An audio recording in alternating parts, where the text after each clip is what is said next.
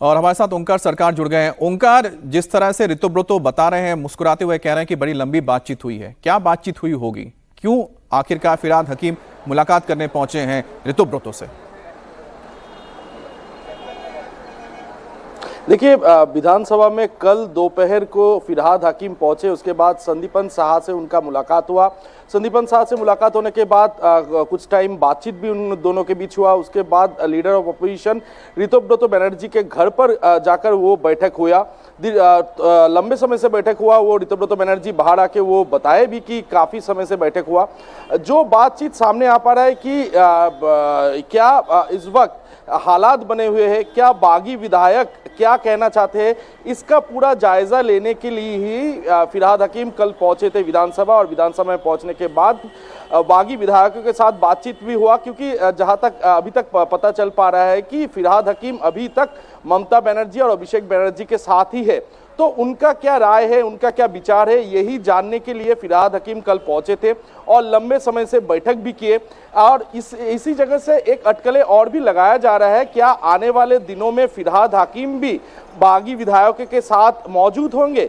क्या उनके साथ स्पीकर को लेटर देते हुए ये कहेंगे कि वो ममता बनर्जी के साथ नहीं है, वो ऋतुव्रतो बंदोपाध्याय को ही सपोर्ट कर रहा है? ये देखने वाली बात होगी। हालांकि कल विधानसभा में फिरहाद हकीम पहुंचे थे और दोपहर में ऋतुव्रतो बंदोपाध्याय के साथ उनका लंबी बातचीत भी हुआ, जिसके वजह से ये अटकलें लगाया जा रहा है कि आने वाले दिनों में ऋतुव्रतो बंदोपाध्याय के साथ फिरहाद हकीम। ओंकार, एक बात भी तो जग जाहिर है ना कि अभिषेक बनर्जी के साथ फिरहाद हकीम की बनती नहीं है, और साथ ही है कि अगर उनको मौका मिलता है कि वो इससे अलग हो सकते हैं तो ऐसा मौका क्या वो गवाएंगे? क्योंकि अभिषेक बनर्जी और उनके बीच की जो ठनातनी है, ये तनातनी हर कोई जानता है। ममता बनर्जी ने सोचा भी नहीं होगा कि एक हार उन पर इतनी भारी पड़ जाएगी। अभिषेक बनर्जी ने सोचा भी नहीं होगा कि एक हार के बाद उनके पैर के नीचे से पूरी की पूरी सियासत ही खिसक जाएगी या सियासी जमीन ही बेदखल हो जाएगी।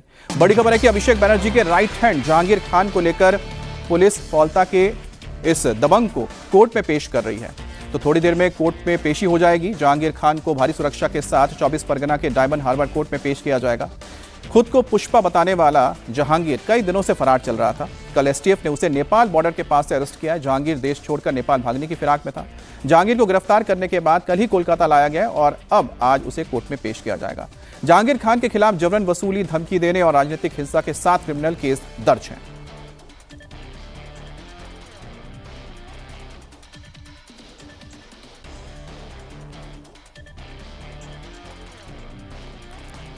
जहांगीर खान अभिषेक के डायमंड हार्बर मॉडल का स्ट्रॉन्ग मैन था। चुनाव में बूथ कैप्चरिंग, वोटर्स को धमकाना, यह उसका पहला और खास काम है। लेकिन अब उसका डर खत्म हो चुका है। जहांगीर कानून के शिकंजे में है और अब पब्लिक फौलता में उसके ऑफिस में तोड़फोड़ करते हुए दिखाई दी। कल जैसे ये लोगों को पता चला कि जहांगीर खान गिरफ्तार हो चुका है, फौलता में उसके ऑफिस में लोगों ने धावा बोल दिया, गेट तोड़ कर अंदर पहुंच गए और तोड़फोड़ की। हमारे साथ ओंकार जुड़ गए। ओंकार, अगर जहांगीर जैसा कि वो गिरफ्त में आ चुका है और वो जब जेल जाएगा, तो ये कितना बड़ा झटका है अभिषेक बनर्जी के लिए, उनकी सियासत के लिए?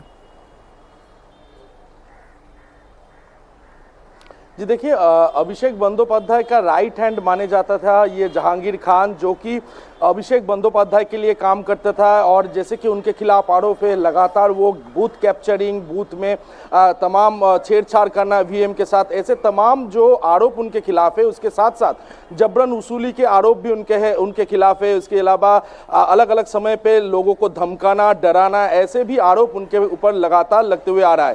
तो जैसे कि रीपोलिंग के दिन से पहले ही वो फरार था। कल उन्हें नेपाल बॉर्डर से गिरफ्तार कर लिया गया और आज उन्हें कोर्ट में पेश भी किया गया है। और कुछ ही देर में उन्हें उनका जो केस है वो केस भी सुनवाई शुरू होगा। तो इस जगह से जो डायमंड हार्बर मॉडल अभिषेक बंदोपाध्याय बताते थे, उसको काफी ज्यादा झटका लगा है, क्योंकि इस जगह के राइट हैंड माने जाने वाले जहांगीर खान, जो कि तृणमूल कांग्रेस के अभिषेक बंदोपाध्याय, जो कि सेकंड इन कमांड है, उनके राइट हैंड है। तो कहीं ना कहीं ये जो डायमंड हार्बर, जैसे कि 7 लाख से अधिक वोटों से अभिषेक बंदोपाध्याय इस जगह से जीते हुए थे, तो ये काफी तृणमूल कांग्रेस को झटका लगा है। और जैसे कि इस बार साउथ 24 परगना में भी अच्छा रिजल्ट तृणमूल कांग्रेस की तरफ से नहीं हुआ है, तो ये कहीं ना कहीं तृणमूल कांग्रेस के लिए एक बड़ा झटका है। है और जी। काफी दिनों से वो फरार चल रहे थे। बंगाल एसटीएफ और बंगाल पुलिस के जो टीम है वो टीम कल उन्हें गिरफ्तार कर जाहिर सी लिया बात है कि कल बड़ा रात को ही झटका है। कोलकाता पे पहले शौकत मोल्ला जो अभिषेक बनर्जी के बहुत करीबी हैं वो गिरफ्तार हो गए और अब जाके जहांगीर खान भी गिरफ्तार हो गया। तो इस तरह सब कह सकते हैं कि दक्षिण 24 परगना में अभिषेक बनर्जी का जो डायमंड हार्बर मॉडल था उसके जो दो स्तंभ थे उसको पुलिस ने पकड़ लिया है, ढा दिया है।